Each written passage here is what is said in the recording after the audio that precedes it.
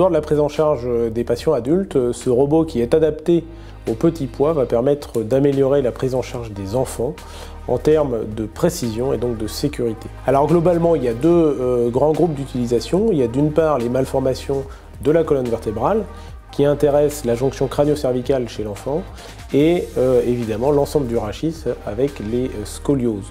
Dans ces deux situations, nous sommes face à des malformations et donc des vertèbres qui ont une anatomie bouleversée et donc des repères anatomiques qui ne sont plus les mêmes et pour lesquels cette chirurgie qui est actuellement faite sous scopie simple va pouvoir être réalisée avec beaucoup plus de précision et donc de sécurité puisqu'on pourra directement viser les vertèbres et les pédicules de ces vertèbres grâce à cette neuronavigation.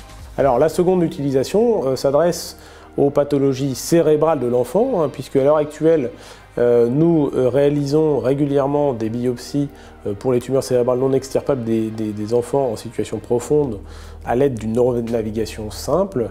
L'intérêt du bras robotisé, ça sera encore une fois d'améliorer la précision et donc la sécurité dans ces gestes chirurgicaux qui ne sont pas dénués de risques. Par ailleurs, cet équipement va nous permettre d'approfondir nos compétences dans la chirurgie de l'épilepsie de l'enfant. L'utilisation de ce robot qui est aussi un objectif pour la stéréo-EEG, la SEEG, va nous permettre à terme de réaliser des enregistrements profonds des foyers épileptiques afin d'améliorer les techniques chirurgicales.